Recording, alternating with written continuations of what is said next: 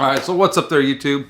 So welcome to 2021 and welcome to the new channel. I'm made some changes here on what I'm doing here on the channel. Basically doing the same thing I've always done, but I'm changing the way I'm presenting the background and stuff like that. And here in the background, I will be having some like PreSonus projects open in PreSonus where I'm working on audio, and I'll just have it playing like in the background. So instead of adding background music when I'm sitting here talking, I'll just have some music lightly playing, have it just going on in the background behind me. So, and right now I'm just got my monitors on. I took a picture to show what this looked like a few days ago when I was editing one morning. I got up early and started editing, and I was editing some photos and video, and I was making some music in PreSonus Studio One. And I thought, you know, now is the time when I should take a picture, because my granddaughter walked in and was like, whoa, that's, you know, pretty impressive. So with my monitors set up, and I wasn't thinking about it, I thought, yeah, that does look pretty cool. So I'm going to go ahead and post a pic. Also, here in the background, I've got my computer and my keyboard and my Spark amp that I got for my guitar, for playing guitar. I've got everything set up basically as I want it for editing and creating. So not only do I edit and edit videos and stuff like that, but I also do a lot of creating. And my next big video will be a video on my 2017 Elantra, which now has 140,000 miles on it. Yeah, 140,000 miles on a 2017. I bought new with like 2 miles on it or something like that. And now I've put 140,000 miles on a 2017. Oh yeah, I know it made the car worthless, or not worth anywhere near what I paid for it, but I enjoyed driving it. So that's one of the things that I need to people need to understand now. It depends on what you're getting. They always say, well, you don't you know, the resale isn't as good on some things. Any kind of consumable product, any kind of consumer product, a car is not, it's always going to go down in value until it goes to a certain point where it becomes classic, and then it start going back up in value. But those don't go back up in value if they got tons of miles on them too. So they do better in if they have lower miles on them.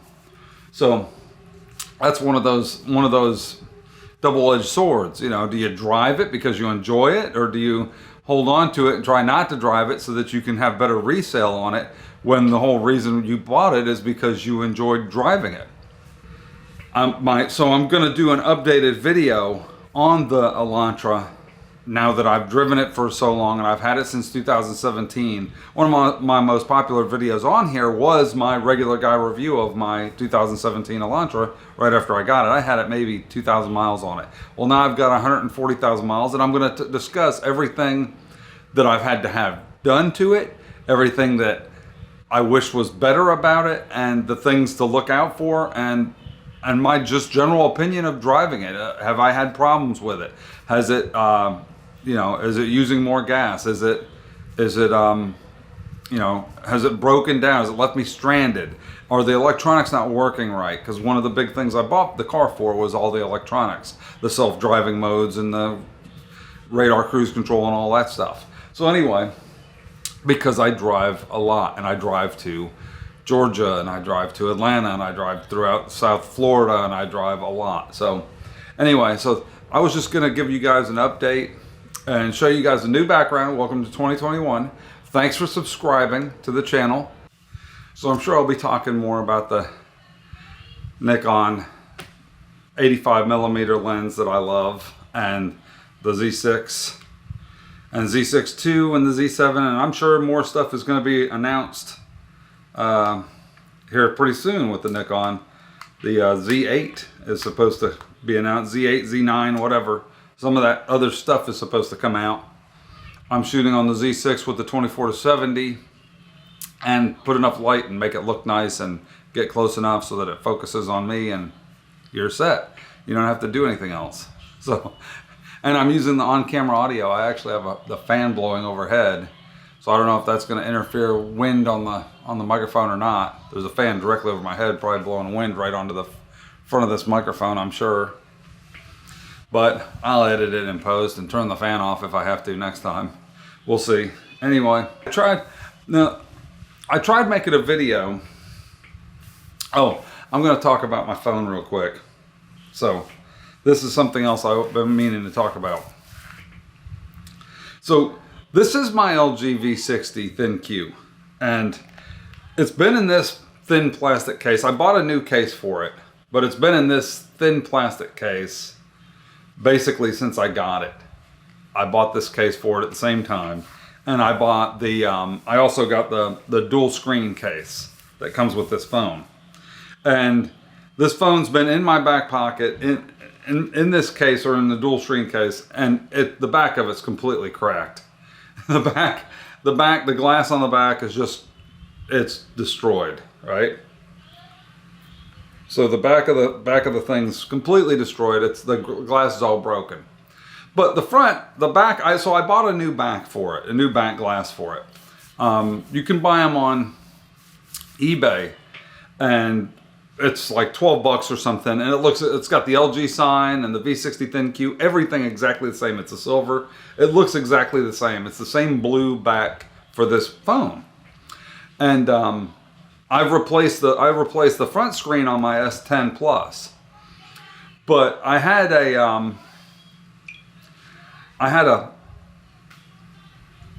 was noticing that now there's a crack in the front. It's got a glass screen protector on it. By the way, I need to change this, so I'm going to go ahead and pull the screen protector off. I've got another screen protector for it. It's so hard to get off, though. It's been doing a really great job.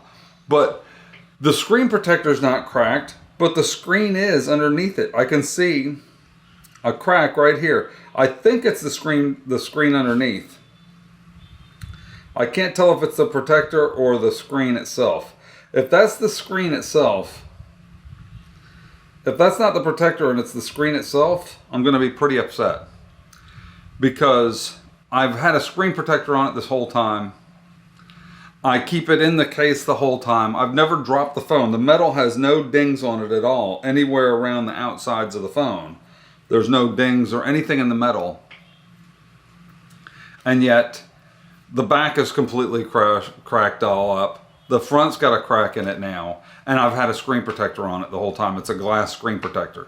So, I don't know. I don't know if it's I'm going to pull it off and see. But anyway, I was noticing it on there, and I thought, well, heck, I've got AT&T. I've got the insurance. I noticed it on I canceled the insurance because I thought I don't need insurance. I've never cracked a phone. And then, sure enough, I cracked this one. Just checking the back. See, now would be a good time to have a monitor. Now would be an excellent time to have a monitor. I think that'll be my next purchase, is a monitor so I can film myself. Anyway, so I thought, well, now would be a good time to take advantage of this, of the insurance. Because I know they have like a deductible or something, but then they just pay and swap out the screen. So I go to AT&T, my AT&T on the phone. There's an app called My ATT. And you go there and I put in my phone number. I log into my account and then I say that I've had a problem with the phone. The screen is cracked. The front screen. I've got the one for the back. I'll do that myself. That's not a big deal. It takes 10 minutes to swap the screen out, the glass on the back. But the front's got the fingerprint reader and everything. I don't want to do the front. So it comes back and it says, oh, you qualify. It says that I qualify for a free upgrade, the free replacement. I'm thinking, great, they're just going to replace my phone outright. And it's the V60 ThinQ, which has the same processor as the S20 Plus. It's waterproof IPC. It shoots 8K video. It shoots 4K video. It shoots all these different. It's got the 3 cameras and the flash and the ultra wide, and it's got everything. It's got the fingerprint reader. It's got I think it's 8 gigs of RAM, 128 gigs of memory. I mean, it's a loaded phone. It's a flagship phone, is what this is. It's a flagship. It's in the same league as the S20 Plus, right? Same league as the S20 Plus. Same, big screen, everything. HDR screen. It's got the 4K screen with HDR. It doesn't have the high refresh rate screens as the new ones, but it's got everything else. It came out in June of 2020. That's when this phone came out, was released, June. I got it in June or July. So I've only had it for a few months. So anyway, so I go on there. It says, well, you qualify for a replacement. I was thinking, fantastic. So I click, okay, great. And I had to prove my identity and send in a form with my ID and my stuff. And it came back and said, yeah, we're going to upgrade. We're going to replace your phone with the LG Velvet, which is a step below this. And I thought, well, no. And it was going to cost me $168. And I said, well, why would I pay money to downgrade my phone? I mean, replace it with the same phone, or give me credit towards the same phone, or replace the screen. And it said, so I was like, something's not right. So I called them up. And I said, the thing was coming back. I said, that's like if you had an S20 Plus, and they said, well, great, you qualify for a replacement. We're going to give you an S10. Because the new one, the LG Velvet, is a great phone. Don't get me wrong, but it's a step below this one. I think the cameras are about the same. It does have a dual screen case, but it doesn't have an HDR screen. It has 6 gigs instead of 8 gigs of RAM. It comes with 64 gigs instead of 128 gigs of internal memory. So it's got less memory, less powerful CPU, less RAM, less everything, and they wanted me to pay money for it. I was like, no. I want the screen if this is a crack in the screen, I guess I'll just deal with it until I decide to upgrade. When the next big phone comes out, I'll just sell it as is or whatever and get rid of it and just get one of those, or just keep it until it stops working. Because also the battery, this has a 5,000 milliamp hour battery. This is the biggest one for me. This has a 5,000 milliamp hour battery and super fast charging. Like, I can plug this thing in like half an hour, 40 minutes. It's fully charged from almost dead.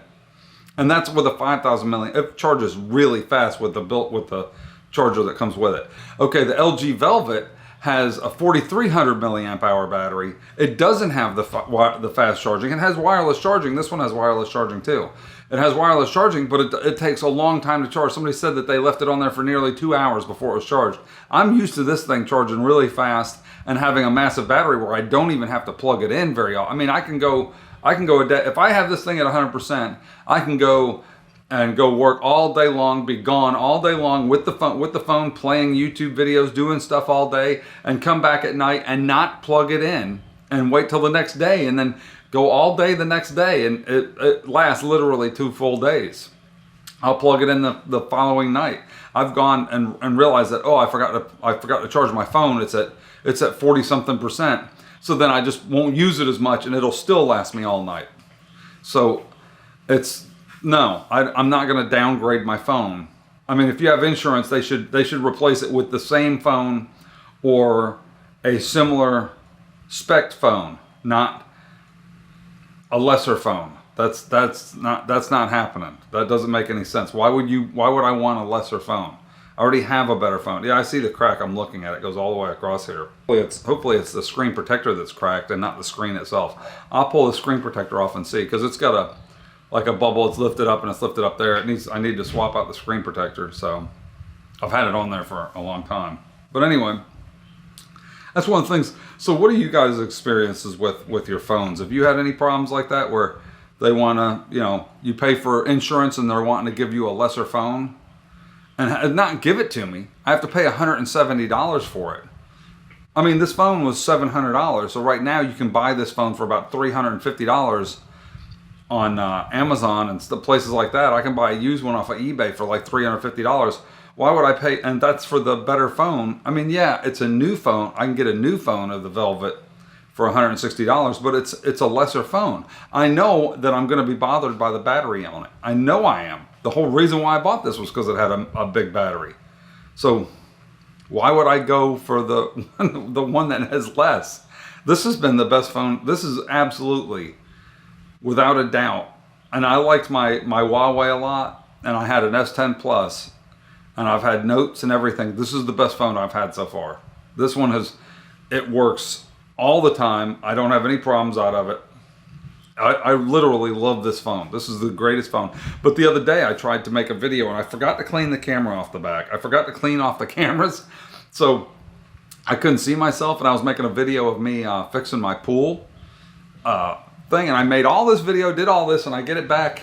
I bring it in here to edit it, and it's all washed out and all funny looking. I thought, oh my God, I had fingerprints on the screen, and I didn't notice it because I wasn't using the front-facing camera. I flipped it around, was using the back-facing camera because it looks better, and I was shooting it in 4K at 30p like I am right now, and it looked all. I uploaded it for like 30 minutes. I didn't notice it as much when I was editing it. I edited it on here. I tried editing it on KineMaster or whatever that is that I got on here. And I noticed it looked hazy on here. I thought, why does it look hazy? Maybe it's just the editing app. So I uploaded it and I looked at it on the computer. I thought, that looks terrible. So I deleted it.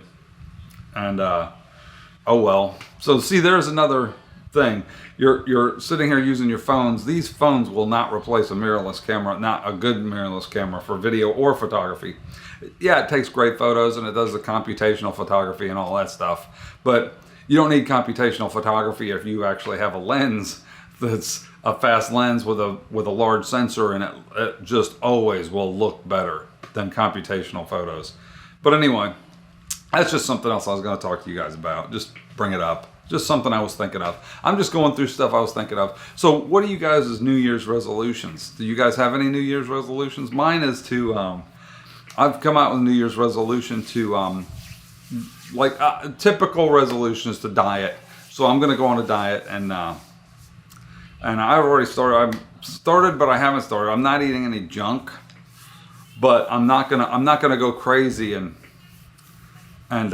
just go like on a mad keto diet or something like that. But what I'm gonna do is I'm just gonna eat small things twice a day, and then I used to do a meal a day thing, but I think if I eat something small in the morning and then something small in the afternoon or late afternoon, and then call it done, and that's it. That's all I'm eating. I'm not eating anything else. I'm not stopping off at the store and grabbing a snack or something on my way home or whatever. I'm not doing any of that. So, and that's my New Year's resolution, is to lose about 20 or 30 pounds. I think I can do it. What do you guys? What's y'all's what's your New Year's resolutions? You guys have any New Year's resolutions? Anything you want to do this year? I only have the one. Should I have more than one? I think the other one is to make the channel better, is to give you guys some better content, some like with higher quality content, because I have all the gear to do higher quality content like you see now. I have all the gear. I just haven't been doing it. I've just been being lazy and just sticking the camera on there and using just OBS and just capturing the stuff. But I actually have a lot of other stuff that I do, and I just haven't been setting up the shots every time like I should and giving you guys the best content that I can. So anyway, let me know what you guys think of the video. How's this look for a background? Does this look good? Do I need to clean this wire management up underneath my desk? Can you see that? I zip tied my wires all under my desk, but right there where it comes down to the speaker, it's like they're not long enough. So I need to get those wires longer so that I can move them around and put them on the thing, or move the speaker over into the corner or something right below the PC. And that's the other thing. I usually upgrade my PCs like once every 2 years maybe. And so this is the year to upgrade the PC. Now, I did some things on my PC. I painted the shroud for the video card white. I painted the radiator white. I added some braided lines around the hoses. I replaced some fans in it. I painted the little expansion slots white to give it some black and white splash. Now, I really love the case. I don't want to get rid of the case, but I might upgrade the PC this year. It's a Ryzen 7 1700X. It might not be the X. I had the X, and I think I sent it back and got the regular 1700 because you can overclock it to the same speed as the X. Is what I did. That's what I did. Especially if I'm running a water cooler. So, and it's overclocked to the same specs as the other. It's got 32 gigs of RAM. There's a 512 gigabyte or 500 gigabyte NVMe Western Digital Black NVMe SSD in there. I've got another 500 gig SSD in the back. There's a couple 2 terabyte hard drives. I'd like to get rid of the hard drives, just nix the hard drives and go with all SSD, and maybe with a larger SSD for my main drive and use that for my games and put my OS and games on that and run the games off the SSD, because right now my games are all on my other thing, but I don't do that much gaming. Honestly, the only game I play is Battlefield. That's really, honestly, I play Battlefield, and I still play Battlefield 5, and that's really the only, I've got Just Cause 4, and I've got several other games, Wolfenstein, and all these different things, and I've got The Division 2, and I played that for a while, but I just stopped playing them. I've got whatever that new, I got a bunch of games that I don't play. I've got games in my Steam list and games in my Steam library that I just don't play. I don't have time to play them. I want to jump in a game real quick and play for a little while. So I'll play Battlefield. And I still play Battlefield 5. I still like Battlefield 5. That's one of the things, for video cards, I've been thinking of upgrading my video card because it's got a RX 580 or 590, 590, 580. It's a 580 or 590. Either way, whatever it is, it's the AMD RX 580. And what I noticed is, if I'm running all 3 of the monitors like that, if I'm doing anything on one of the main monitors, like if I edit video on this one with 3 monitors, and I've got, say, Studio One up on that one, and I'm making music, the other monitor will flicker sometimes, and sometimes that monitor will actually turn green. That's a 4K TV. And it will actually, it's in 4K, so that's why the drops are much clearer on that one. That's a wallpaper background, by the way. That's actually a wallpaper. If you were wondering what that is, that's a wallpaper through Steam. There's the wallpaper engine, so it does this cool thing with wallpapers. So I'll put that up there. I think it looks cool. What do you guys think? Do you like the wallpaper? Anyway, but this other monitor will like go blank. So if I'm running 2 of them, like if I'm editing and I want to see the output, I'll just do those 2. But if I'm editing and I'm doing audio and that one, I don't know if the video card just can't handle it or if it's just too much for it, but sometimes that screen there will just go to a green screen. It'll just go blank, and I'll have to restart it. I'll have to restart everything to get it to come back on. I've been debating going to back to NVIDIA, because I never had problems with NVIDIA with multiple monitors. And the funny thing is I went from AMD, from ATI, NVIDIA to ATI, because ATI was better for multiple monitors. And ATI got bought out by AMD, and basically it's an ATI graphics card. And now I might have to go back to NVIDIA for better multi-monitor support. It's crazy. But that's one thing, is the better multi-monitor support. And the other one is, because Battlefield is my main game that I play, it's the only one that I really care about playing. And Battlefield 6 is coming out this year in 2021. Because of all that, I'm thinking of upgrading the video card to support ray tracing. So, I get enough frames per second as it is now. I play just fine. It's plenty fast enough right now. I get like 50 frames per second. It's not real fast, but it's fast enough. At 1440p, I get 50 frames per second. Now, I don't want to play at 4K. I'm still going to play 1440p, but it would be nice to upgrade and get like 70 or 80 frames per second with ray tracing on.